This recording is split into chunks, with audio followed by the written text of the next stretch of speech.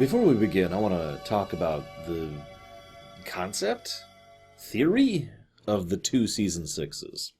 Now, this is something that's been circled around for a while. In fact, it was actually referenced in two of the books I was reading in preparation for actually last week's episode, but this is the week where it's really relevant, and I don't want to clog an otherwise busy rumination with talking about this. So, the idea here is that season 6 feels like two seasons to many people. There's the first half, which it's actually less than half, but it's basically episodes 1 through 9, which is kind of more high concept, more science fiction-y kind of things. And then you've got Chain of Command leading to the end, which is far more personal, political, thriller, down-to-earth kind of stories, and this is important, much darker in overall tone. Now, to be clear, even the actual creators of the show have acknowledged this strange disparity between the two halves of Season 6. But they also admitted flat out that this is completely unintentional. None of this was a deliberate choice by anyone. Things just kind of lined up this way. I'm just curious what you guys think of this idea. I will admit that in general, I tend to think of the latter half of Season 6 more favorably than the earlier half, even though the earlier half did have some really good episodes in it.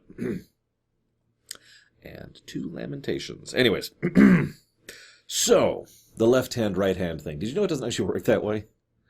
People have done unknown tests, blind tests, where they'll toss something at someone. And if you just toss something straight on, yeah, they'll probably grab it like this. But if I'm like this, and you toss something at me, I will probably try to grab it with my left hand without meaning to, and this is what the test showed. I just think that's funny, because the crux of the episode leans on that so hard. But hey, it's Moriarty, and it's Barclay. How can I not like this episode? Don't worry, I do actually like this episode. It is a good episode in my opinion. It's mostly a character piece.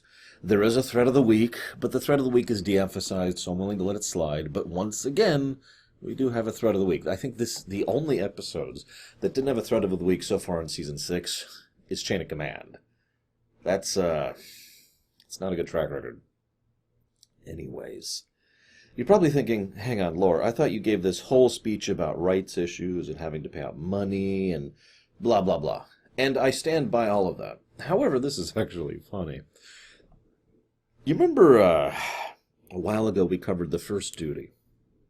And in that episode, I mentioned how it wasn't as clear-cut about the whole Tom Paris /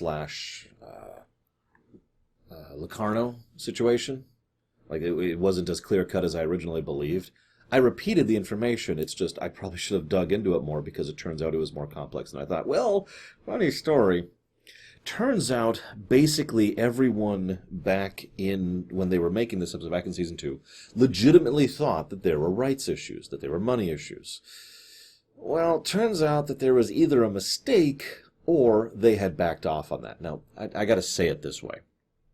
Now, when they wanted to do this Moriarty episode, they reached out to, I forget the name of the estate, please forgive me, and the estate said, yeah, no, we'll be happy, just give us a small fee, and apparently it was a very small amount of money, like a very reasonable amount of money, and you could go ahead and have licensing rights. Okay, that's it? What was the big kerfuffle about? Well, according to the story that Jerry Taylor in specific was told, it was actually an issue regarding some other movie that Paramount was working on that had nothing to do with Star Trek. Thing is, I don't quite believe that. Everything I read from back in Season 2 around Elementary Dear Data made it pretty clear that there were legal entanglements, that lawyers had actually started to get involved. No actual suits filed, obviously, but that the lawyers were looking into things, and that there were clear tensions on all sides, and they decided to drop it because we're not going to get involved in this fight. Fast forward a while, and we get to this point, and at this point in Season 6, the Moriarty brand, that is to say the Sherlock Holmes brand, wasn't as big anymore as it was back then, and, more to the point, wouldn't be as big again for quite a while, not until they started doing all the Holmes stuff in the aughts. And TNG had become much bigger. And so they had more money and more weight, and so they decided, yeah, okay, sure, go ahead. That's my take on it. It could have just been an innocent misunderstanding, though, and I do want to report that, because that's a possibility. Either way, they handed over the pittance of money and said, sure, here we go. And Shazam, they got this episode. Now, funny little fact, right at the beginning of the episode, Barclay is there literally just so Moriarty can explain the plot of elementary to your data to him. On the one hand, that makes perfect sense, because there's probably plenty of viewers who have forgotten elementary to your data, or didn't see it back then, either because they're new to the show, or they just missed it. Remember, some of you probably weren't actually around at this time, and I don't mean that as an insult, but back in the day, we didn't really have Netflix in DVD format or in digital. If you wanted to rewatch an episode, you got to wait for the rerun to randomly show it. Or, if you happen to have a VCR because you were better off, which I did happen to be, I'll admit it, you would record the episodes you like. Hence the VHS collection, because I only recorded the ones I really liked to rewatch on my own time. This was one of them, of course. And I bring all that up because, basically, long story short, it was actually a very good move for them to go ahead and briefly recap things. On the other hand, though, why do that to Barclay, of all people?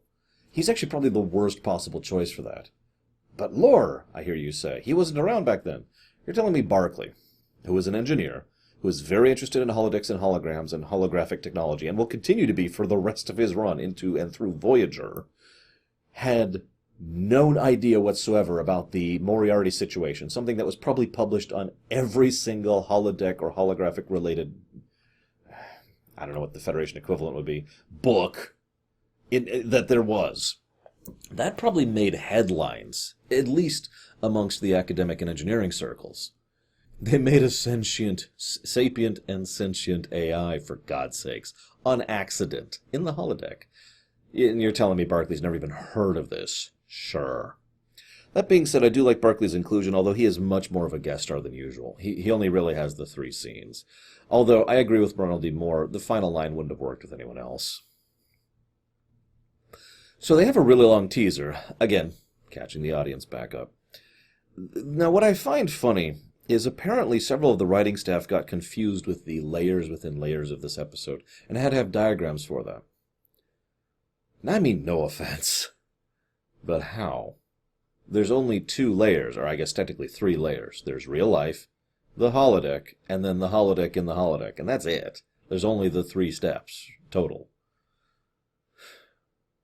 I do want to give special praise, though. Now, this is actually kind of funny to me.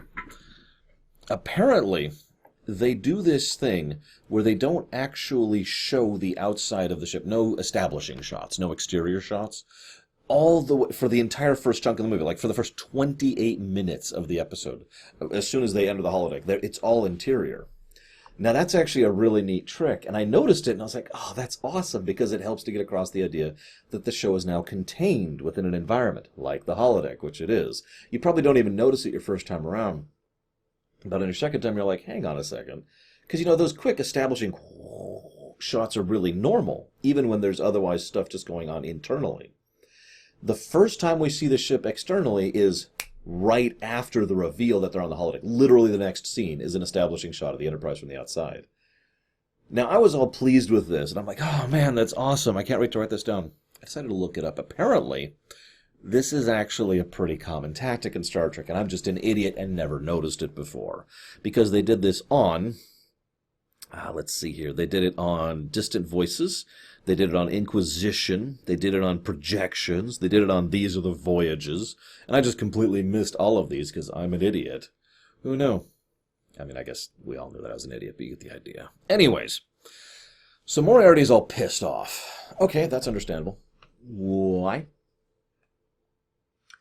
Here's the thing. Obviously, we couldn't show the Moriarty home stuff on camera, even though they wanted to, because of either the mix-up or the legal problems or money problems or whatever the actual real reason was, okay? That doesn't mean the characters didn't. There's plenty of ways to write that stuff was happening off camera. They could have very easily and smoothly written it that Picard in personal, and probably Data, you can't tell me Data never checked up on this. With all his personal, you can't tell me Geordi never checked up on this. And apparently, though, that's exactly true. All 3 of them just walked off and were like, yep, nope, we're done. Even Pulaski never brought it up. Fun fact, they don't even mention her name in this episode. I don't even know what to make of that one.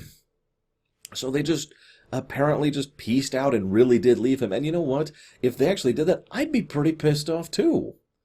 That's kind of strange and horrible.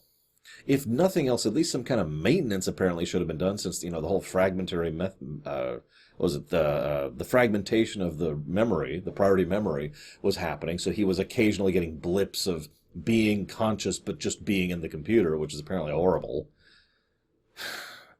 In short, it comes across as if they're frankly negligent.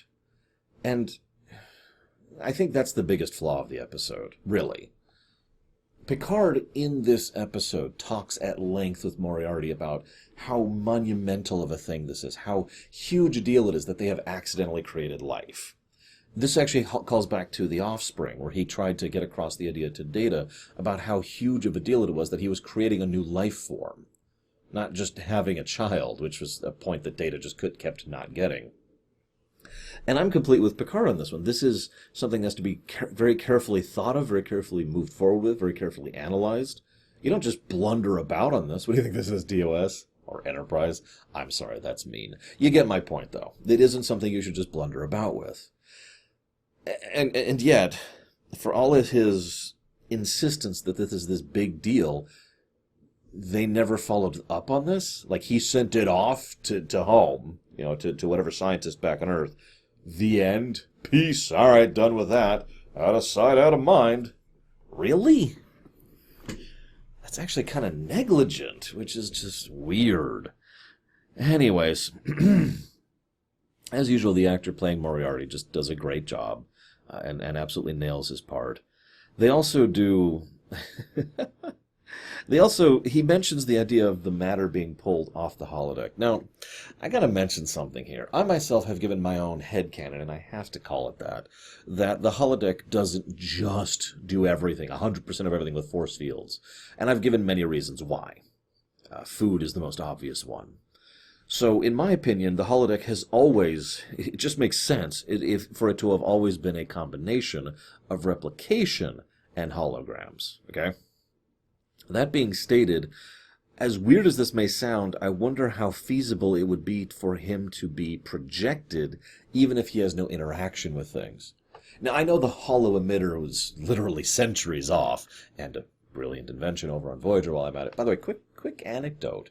Did you know that when they were first designing Voyager, they literally called the Doctor Holo Moriarty? No joke. Anyways, so obviously the mobile emitter is way off, technologically speaking. But couldn't they just have a standard holographic projector to visually showcase him and give him some kind of input so he can see and hear and be seen and be heard? He just can't, interact with anything. I know that's not ideal, but it's the very first thing that came to my mind when I was a kid watching this. I don't know. Maybe, well, there's no maybe. They didn't think about that, so it didn't come up. Whatever. I'm sure we can talk our way around this. It's too complicated or whatever. Sure. Anyways, there's actually a nice bit here. There's this part where Picard... What is my chair doing? Picard questions how in the world Moriarty was capable of taking control of the ship, and he has no answer for this. There's an old concept. It's called because plot. And it's when something happens because the author needs it to happen. And it actively makes no sense. It is bad writing, okay? So this happens because plot, but this isn't bad writing. This is actually very good writing. Because Moriarty needs to take over the ship for his plan to happen. So I can just imagine him sitting there thinking, okay, I need to show that I've taken over the ship to confuse it. How do I say I've done that? You know what, we'll just make it happen. And it happens because plot in character, in his own holodeck story that he's writing. It's a nice little touch, and I rather enjoyed it. Actually, there's a lot of little touches. Troy's uniform is a little weird. What else? There was something else. Did I write it down? There were a few tiny little details here and there that they were, hints, basically, foreshadowing that they were in, other than the obvious camera work and the no exterior shot thing that I mentioned. So they mentioned the idea of beaming holographic matter off the holodeck. Now, obviously, that makes no sense because holographic matter isn't matter. You can't... You're trying to beam an image out. Let me try to parallel this. Now, fortunately, the episode does treat this correctly and does a good job of this. But what you're trying to do I want you to try to imagine that you're watching a video on YouTube of some bald idiot talking about Star Trek, okay? I know that's hard, but just try for me, okay?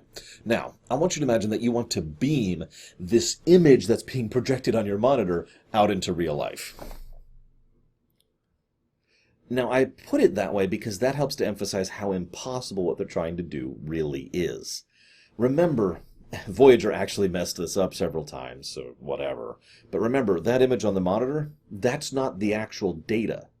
The actual data is over there on your computer. That's where the real thing is. The actual hologram is over on that unit. What you're seeing is the projection of the data from the unit. Thus, beaming the unit out of the holodeck would be easy. Clong, and then it just clonk, falls onto the holodeck pad, right? Beaming the image out, you can see why that's not just impossible. That's running into the problem from the wrong angle entirely. Hence my idea earlier of the emitter thing. Anyways, so Picard puts in the codes at 28 minutes and 30 seconds. Now this is also pretty well crafted in terms of the narrative. Because what happens... Ooh, forgive me, my back is giving me issues today. What happens is that Picard puts in the codes as Geordi is writing with his incorrect hand. I forget if it's left or right. I think it's his left hand. And Data's like, huh. And then he's like, well, hang on. And then tosses the thing at him and turns and says, Captain, we're not on the ship. We're on the hologram. Seconds later, and by basically complete coincidence, this lines up this way.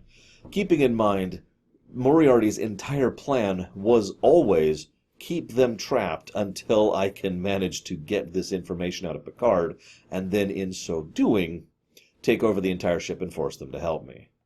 He also is effectively... See, this is actually kind of a brilliant plan, except for the massive flaws in it. I don't blame Moriarty for that, though, really. He thinks that by faking a disaster in the holodeck, he'll trick them into being brilliant enough into figuring out a way to fix all this. He is also simultaneously making a real disaster happen in real life so that they will be heavily inclined to try and fix this problem. So both sides, it's burning at both ends, right? He's trying to get this problem solved from both ends. The problem is, as I mentioned, there's everything in the way. The way this actually finally ends up is Picard and Data figure this out, and they only figure it out because of the glitch, by the way, which is funny. I imagine at some point or another they would have accidentally stumbled into the solution, but... So, they figure it out, and they're like, okay, we're going to fake feed information to them to try and solve this and make our own new holodeck program 2 at this point, the Layer 3. Now, this is an interesting insight into Moriarty's character. I've talked before about a villainous character. Villainous, however, does not necessarily mean evil, as bizarre as that may sound. Villainous is simply an inclination towards a certain mindset, forcing something to happen rather than coercing it, or commanding and demanding rather than asking or seeking permission. That kind of mindset, right? Now, you can see why villainous usually lends itself towards evil, but it's not necessarily evil itself. We could argue if Moriarty is evil or not, and actually I'd be curious to know your thoughts on that. Ultimately, I'm not sure if I would call him evil, so much as, let's call it desperate. He is still villainous because of the mindset he has. He coerces, he violently coerces, he tries to force the situation into actually doing something. But at the same time, I can't blame him, per se, because he feels helpless and powerless. Again, desperate. He is, legitimately, worried that if he just gets put back in memory, then that's it. And he may never come out again. Or worse, he'll stay in there with his vague, hellish knowledge of the fact that years are passing, right? So he is, in short, terrified. And that's why I have difficulty personally labeling him as evil. Now, in the interests of fairness, he does go too far. He does push too hard. Just like someone who is panicked and terrified would do so. I'm not trying to excuse him, just trying to explain a little bit what I think the mentality going into him is here. The catch here is his demands really are insane. There's no good way to put about that. And it's really a damn shame because the actual solution they come up with is so obvious, I'm a little weirded out nobody thought of it before. Now, if you approached Moriarty and offered him that solution, he would reject it. I don't want to live in a simulated world anymore. I want to live in the real world. Which leads to the other villainous mindset from the crew, from Picard. Because what Picard does is coerces him, I'm using the wrong word, forces him, without his knowledge, into a prison, a comfy prison, if you remember my discussion back in the Inner Light. A prison that is not velvet, but rather one that is so comfortable and relaxing that they don't realize they are being imprisoned within it, that they want to stay. And he gives him all that he possibly could have and more, effectively as a compromise. It is perceived as a good act, and it could be argued to be a good act, but it is still a villainous act, which is, of course, rather apropos, that the heroes had to turn villainous in terms of mindset in order to overwhelm the villainous victim in terms of mindset. And you'll notice how, despite the fact that we do have clear protagonists and antagonists, I don't think we have any truly evil threat of the week this episode. Not really. It's just a nice touch. Other than the damn star thing. So we still have a threat of the week. It's over there in the distance. I'm looking at my notes here. There's this bit where Moriarty is beamed out. And then he gets on the shuttle and is like, I'm not going to release the ship until I'm on the shuttle. Why?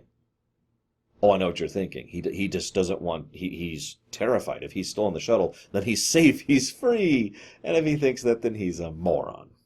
Or at least he's ignorant, which is probably more likely. Again, I don't blame him for this. But let's be real for a second. That shuttle would not protect him at all. If they wanted to kill him, they could do so effortlessly. If he tried to flee, they could catch him effortlessly. If they wanted to recapture him, you get where I'm going with this. He is basically putting himself utterly at their mercy. He just insisted on the shuttle first for whatever reason. Probably because he didn't really understand what he was asking.